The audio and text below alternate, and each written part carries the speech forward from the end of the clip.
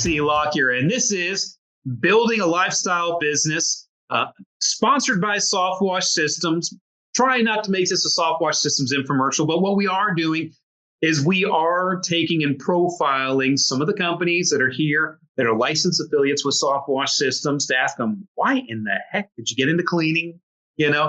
How's it going? How's it benefiting your life? How are you building your lifestyle business? And so this week I have Marty Osborn with ONS Cleaning Services, ONS Softwash. What are you calling it nowadays? Cleaning Solutions. Yep. Hey, Cleaning Solutions. It's hard for me to keep track of all of them. And so you're in Kansas. You're not in the biggest market in the world. You're in Manhattan, Kansas, right? Okay. Correct. And so, So here you are. What does I know you've told me once before, but there's other people probably asking the same question. What does ONS stand for? Organic and Safe Cleaning Solutions. Organic and Safe Cleaning Solutions. Okay, cool.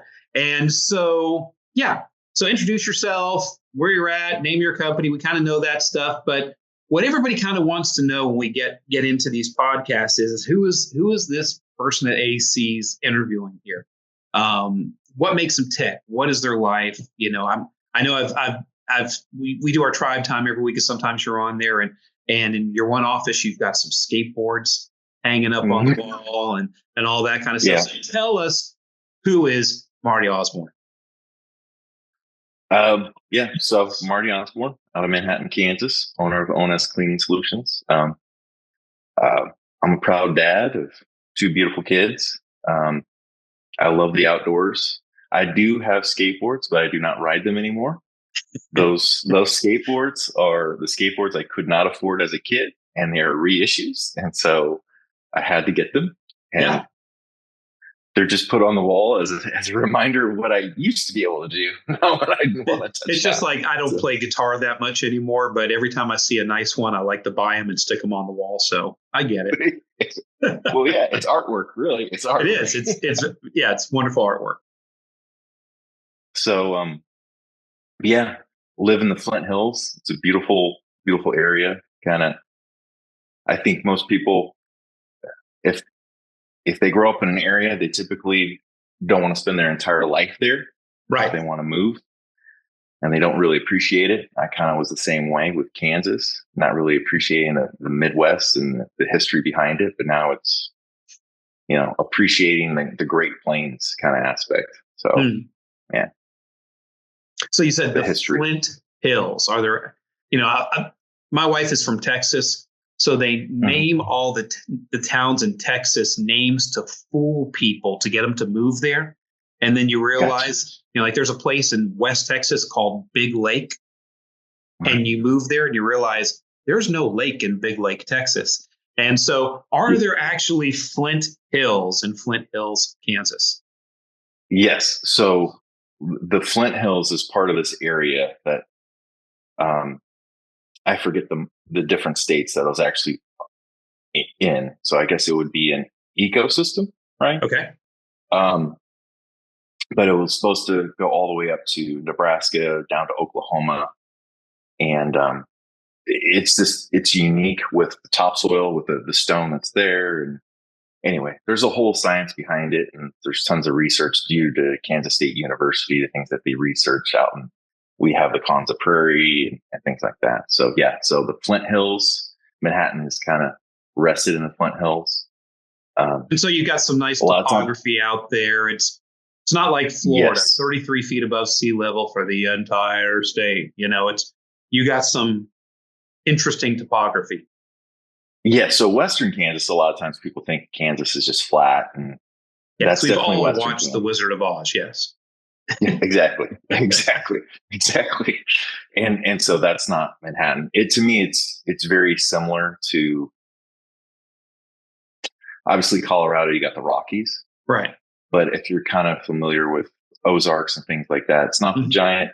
It's still not mountains, but it's got the hills, and you can get up on a crest, and you just kind of have this beautiful view of just miles of the plains. Kansas is kind of like Oklahoma.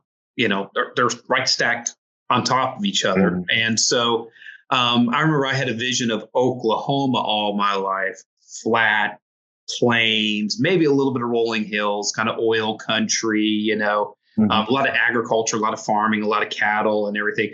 And then I drove through Tulsa, Oklahoma, and I was like, whoa. I mean, they're not mountains, but there's like hills and Mm-hmm. rocks and cool topography. And so you're kind of in that same line, north to south from Tulsa, Oklahoma. So you're getting that same kind of topography change Yeah. like Oklahoma has as you move east.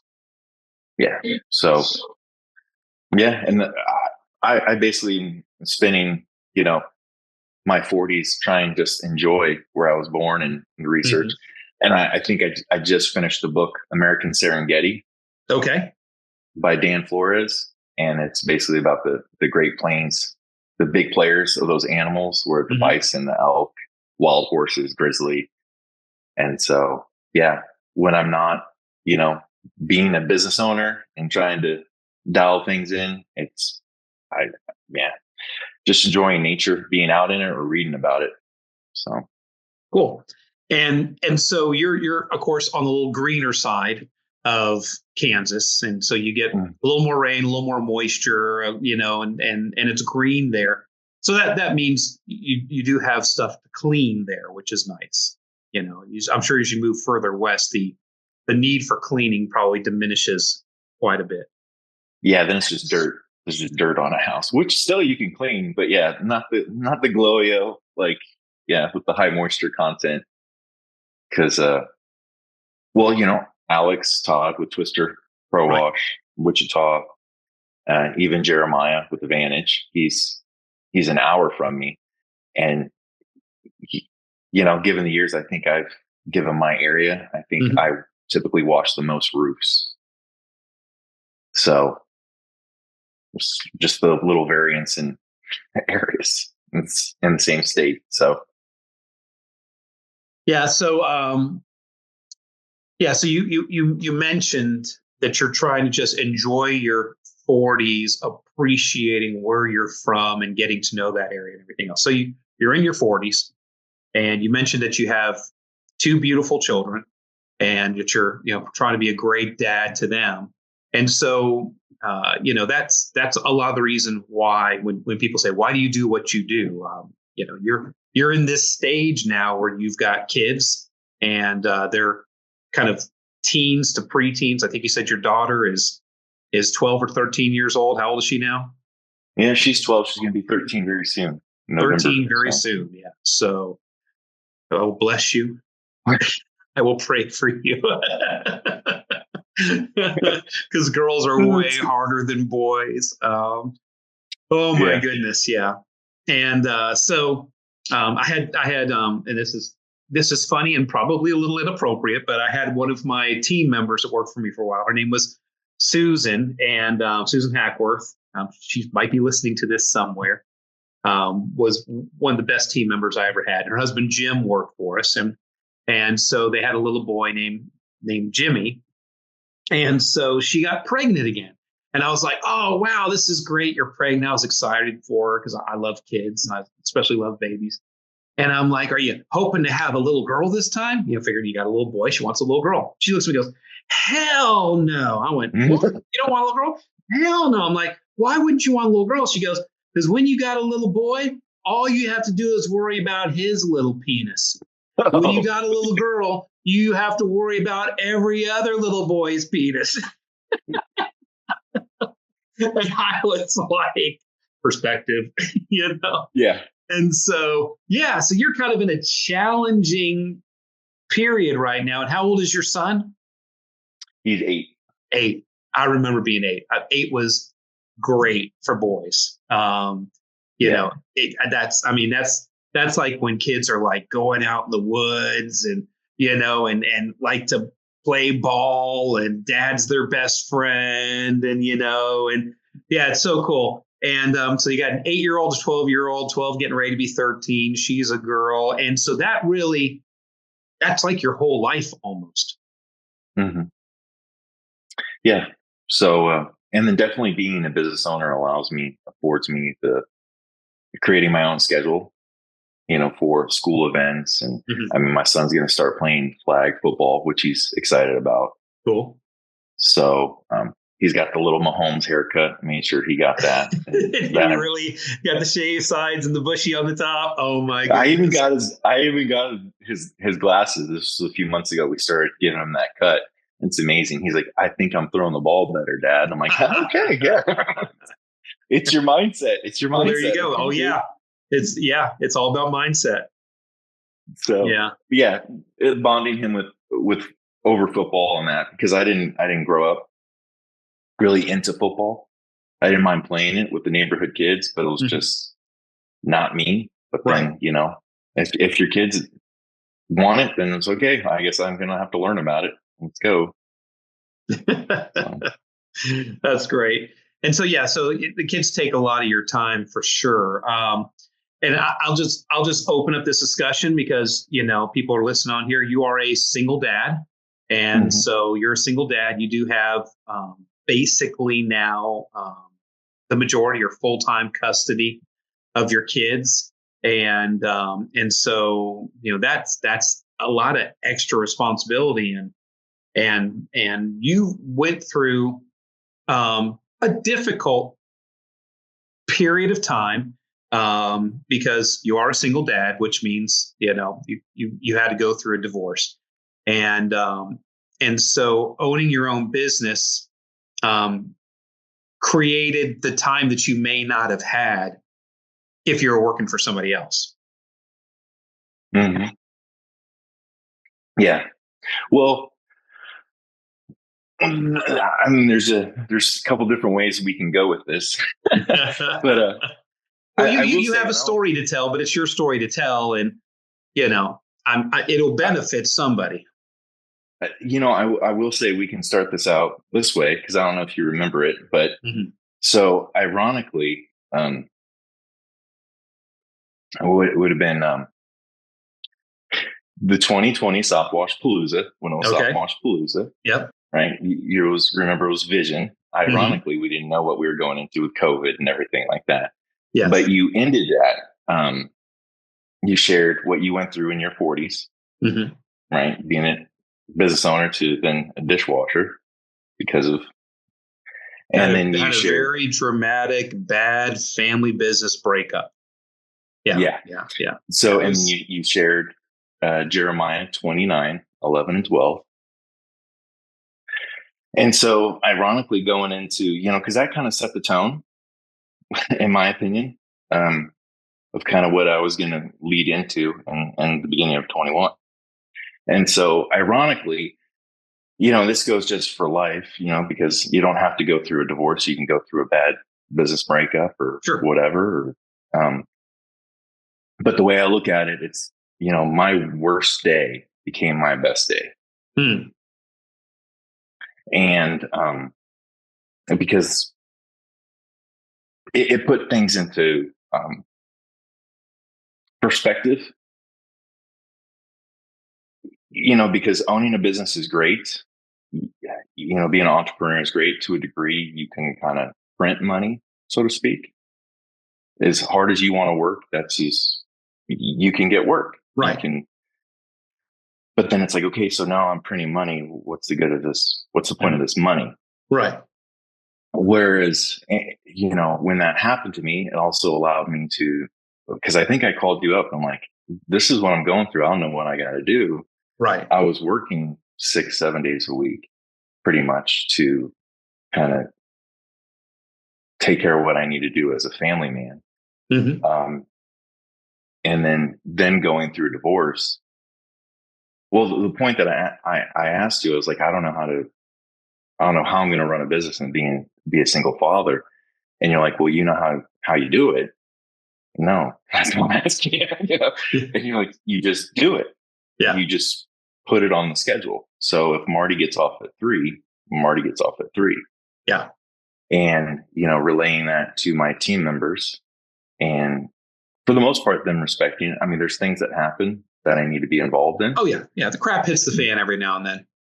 Yeah. And that's just life. But then I think when everything's on fire and you lose everything that you value.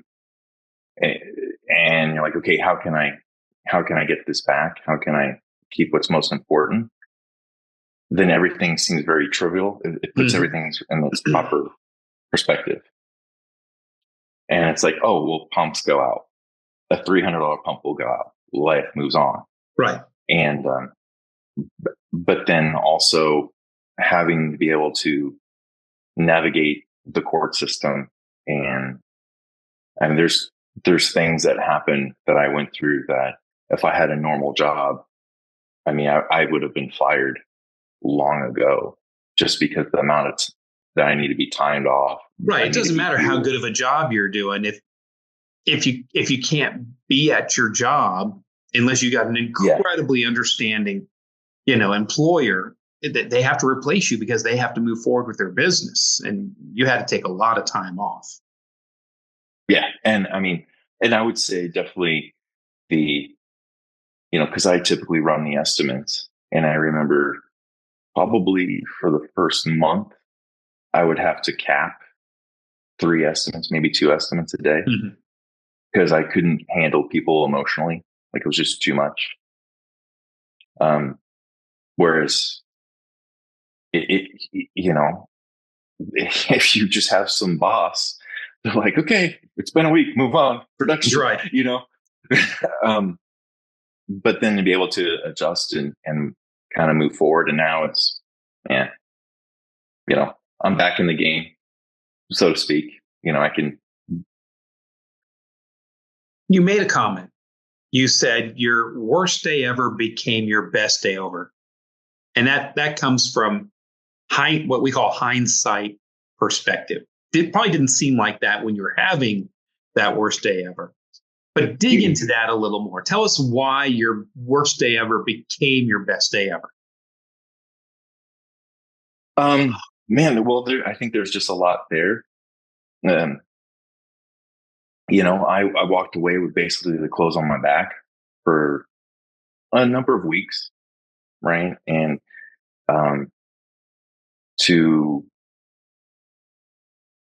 I was my shop at the time was basically a glorified storage unit. There's no running water inside.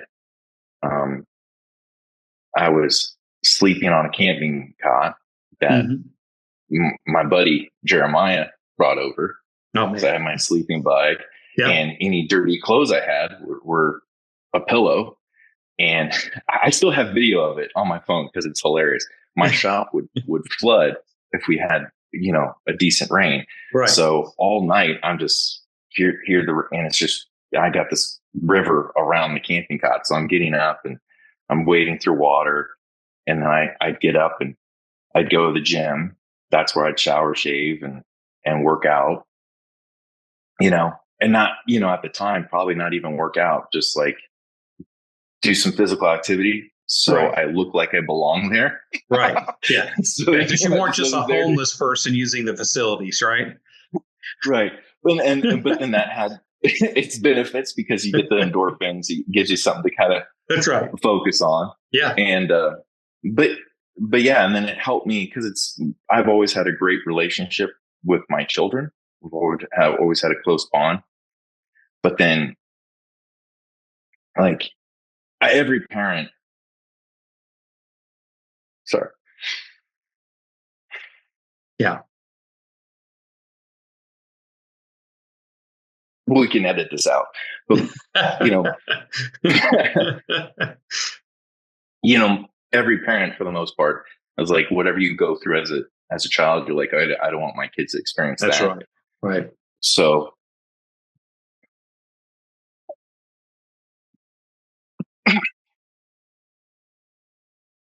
once your kids experience certain things, you're like, okay, how can I shield them?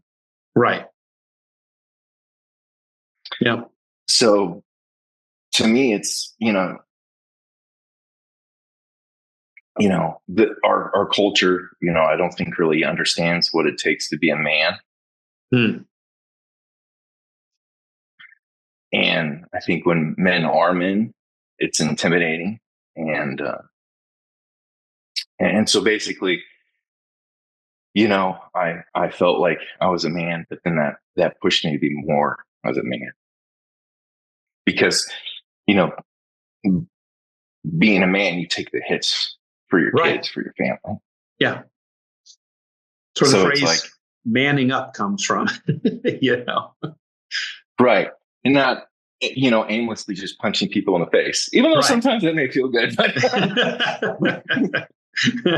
Physical therapy. Yeah, exactly. Exactly. But, knowing when to keep your mouth shut Yeah.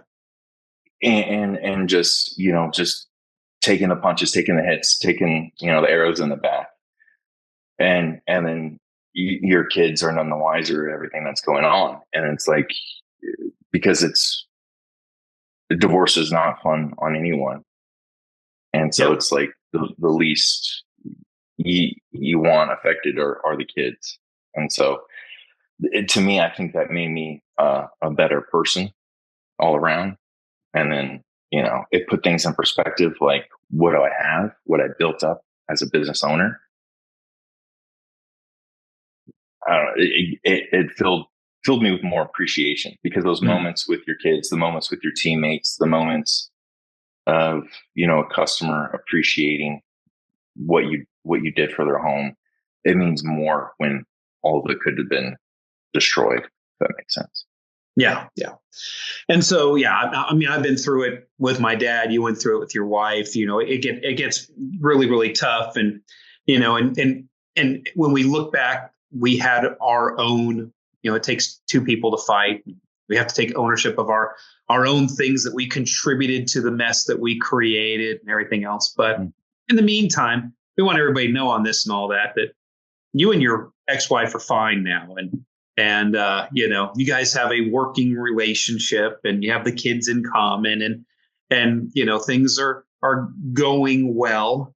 But that took time to heal from that and work on getting things back on track and getting the kids back on track and figuring out this new normal that you're having to create in your family. And so your priorities really, really, really, really change. And that goes back to when you said, "Hey, I'm in my 40s now.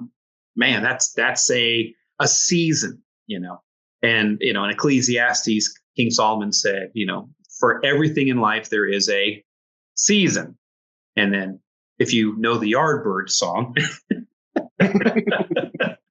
you could probably, people are like, more people know Bible scripture than they think they know, because it's woven in things in popular society and all, and you don't realize it. But in everything in life, there is a season, a time to, time for joy, time to mourn, a time to reap, time to sow, all that kind of stuff.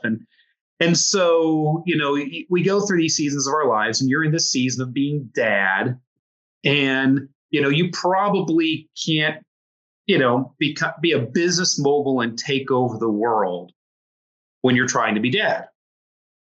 I mean, I'm a business mogul trying to take over the world because I'm an empty nester, but now AJ and Deirdre have little Alfie on the way. So I'm getting ready to go into granddad mode. I'm like, oh crap, my kind of period of time I had to take over the world is coming to a close because I have to go into granddad mode. There's that season now that, and you start to reassess the things that you're doing. But being an entrepreneur, like you said, it's like printing money. I can turn the business up. I can turn the business down. For us, it's, if you work for somebody, you have to ask for a raise or ask for a bonus. You can't just go, I want to put a pool on the back of the house this year, and just go out and work a little harder and, scrape up some extra money and just put a pool on the back of the house. If you work for somebody or have a job, when you're an entrepreneur, you have some options to you. And one of those options is, hey, listen, right now I'm in that season of life. I got my kids. I'm really focusing on that, and you got choked up because you're like, they saw some junk happen.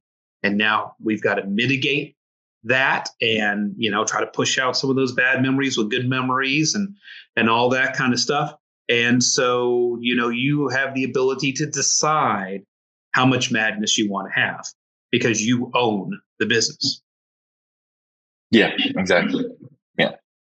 But with that said, it's I don't want to necessarily take over the world, but I do have my plans for Kansas. So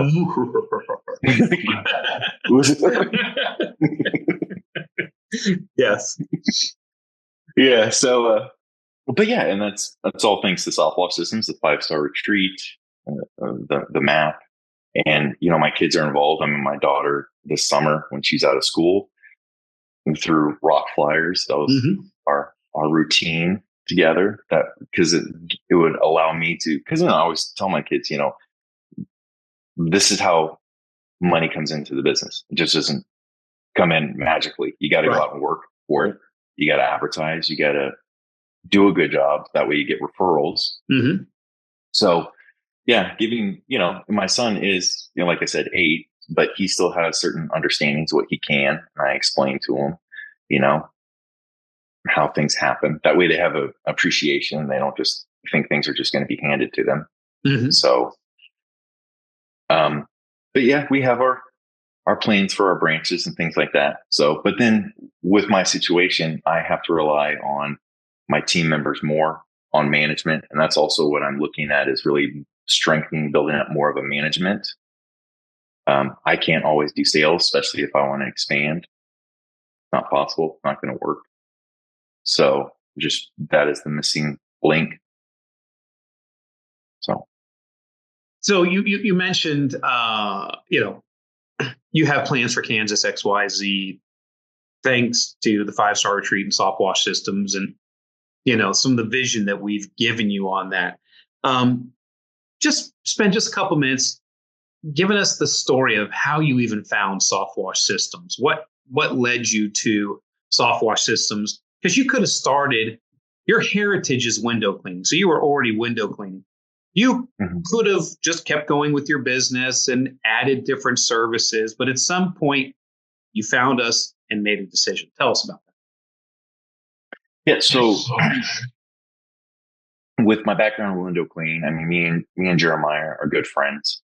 And then at one point we thought about adding. And that's Jeremiah, who is just south of you in Salina, right? Salina, yes. Salina, tomato. But yeah, Salina. And in Kansas there. And the name of his company is? Advantage Softwash. Advantage Softwash, yes. And so you guys, are brothers. You guys are part of the same church movement. You guys have a relationship and everything else. But go ahead.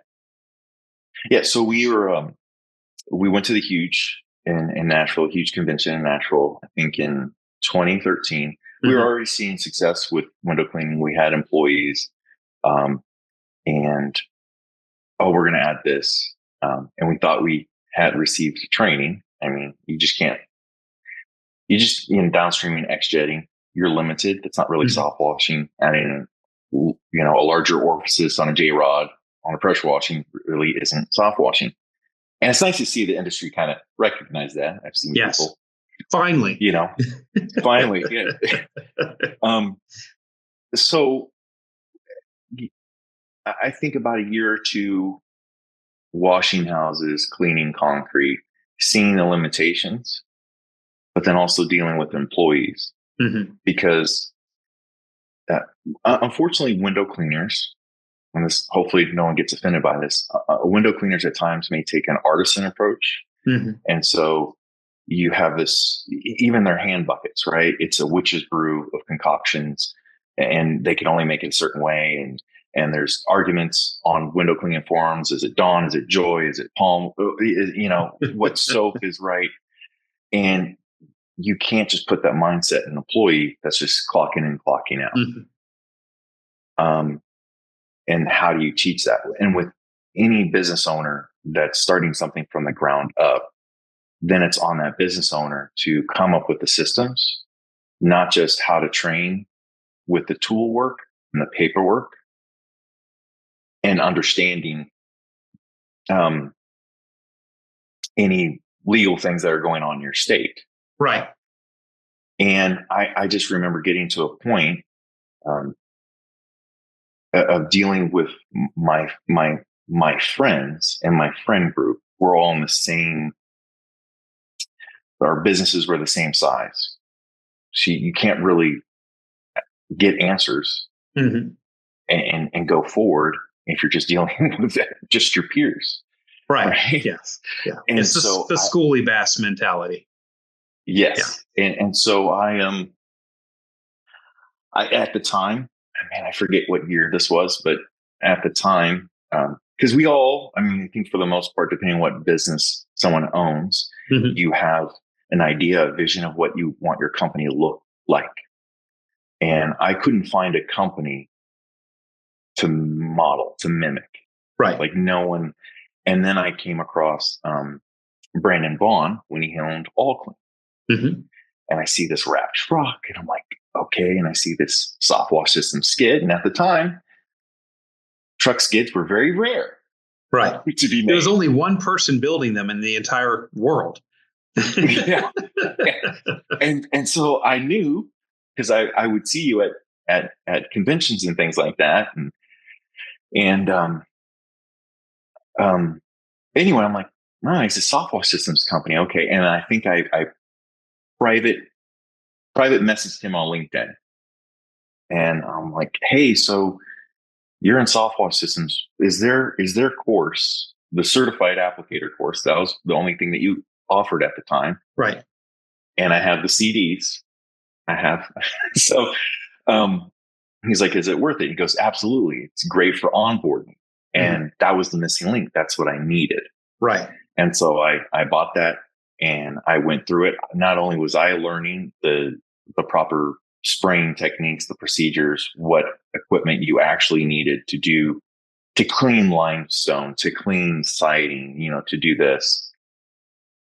And then I went to a Discover Soft Wash in 2019 and actually had hands-on. You and Jim Prom were one of the instructors. Mm-hmm. So spending time with you, but also like going through that applicator course because I was still, just using an XJet or a downstream, buying the chemicals like the Terra Wash, learning what Terra did with bugs nests, cobwebs, and all those things. And as the technician side of me, then washing a house, I'm like, oh, okay, so that's the soap that I needed, as opposed to, because unfortunately, some in the industry, in the washing industry, right, go through soaps like it's the flavor of the month. They'll buy from that person, they'll buy from that one, right. And the soft wash system basically allowed me to, it's not just equipment, it's systems overall for every aspect of your business. So adopting the soft serve model, and it's only improved over the years with the online academy and having just checklists for everyone in your company, what they need to do on a daily basis. And why, as an entrepreneur, would you create more of a headache for yourself? Yeah.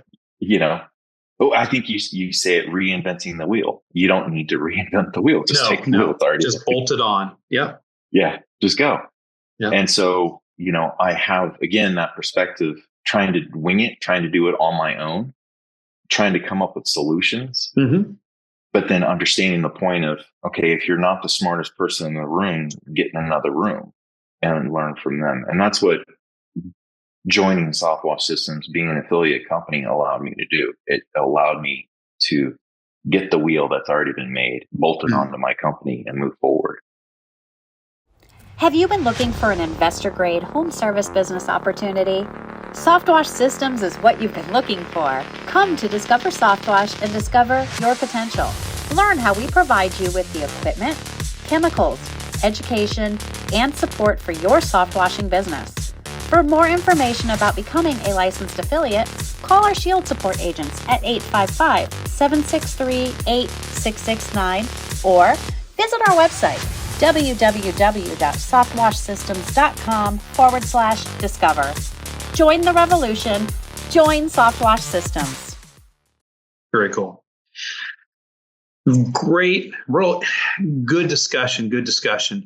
So, what's next for you? You mentioned, you have plans for Kansas and everything. I mean, you're trying to build a lifestyle business. And, that means different things to different people. What kind of net income do you want to have? What kind of schools you want to send your kids to? What kind of cars you want to drive? How much you want to be able to tithe or give to your church? All those types of things play into what do you want your lifestyle to be. But what's next for you? What's the 5-year, 10-year vision for you? Well, within 5 years, I'm hoping to have at least 2 more branches in Kansas. And really follow the model as in just visiting those branches throughout the week, and allowing, as my kids get older, I mean, obviously, I have to start thinking about my daughter needing a car. So just little things like that. I have other areas of things I want to buy, like real estate. So when you get your daughter a car, it's a Mazda Miata with no back seat. Okay. with they make these cool mirrors now, that are rear view mirrors, but they record forwards and they record inside the cab and they record behind the vehicle, and you put one of those in, Well, actually, so I was going to try to do something a little different, a little more covert. I was thinking more of an old farm truck, single cab, flatbed. Yeah. So you're safe from car accidents, but not a lot of people are going to be in that truck. That's right. You're not hiding out in the bed of that truck either. So that's right. So, yeah. So just, the next 5 years, just kind of enjoy, again, building a bigger team. We have plans this month. I mean, we're obviously going to add a second skid. So that's exciting, be able to do that. And, having the map that was laid out and understanding that there's things in life that happen that, it throws it off a little bit. You can't get it exactly, but you just keep pushing along and keep working the system that's laid out and reaching your goals. But so, I don't know, definitely 5 years. Having 2 branches, 10 years. I would love to, because then my kids are technically grown. That's right. But, empty nester. Yeah. I would love to kind of move to Wyoming, kind of enjoy that area. Cool. So very, very good. But we'll see. We'll see what 10 years does. So. Well, cool. Well, listen, this has been a great discussion with you. And, you've just been a valuable part of the licensed affiliate group here at Softwash Systems. You've come down and taught Top Gun and participated and encouraged other people and been there for our Kansas crew there and helping all of them. And we have, I did Jeremiah last month, but we do have Alex Todd. Today I'm recording 4 episodes for release here in August. And so I do have Alex Todd as one of the interviews today for the podcast. And so that meant we've interviewed, I think, all 3 of the actual companies that we have in Kansas. And so that's exciting. And just really appreciate you, man. And you're doing a great job. And I remember those days when you were going through the struggle and calling me on the phone and all. And I love your vulnerability and your transparency.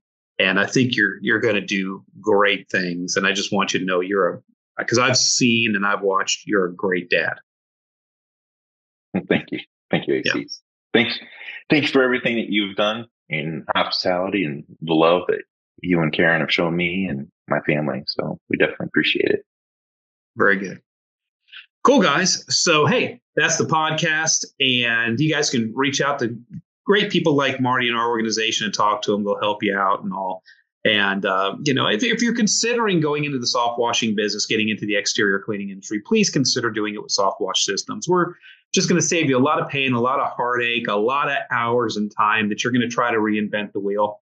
You don't need to reinvent it. You just need to bolt it on. We have everything soup to nuts that you need to run a successful exterior cleaning company like Marty's been able to do here. and hopefully you'll be able to, as I close all these out, go forth and prosper like Marty has. So Marty, thank you very much, man. Thank you.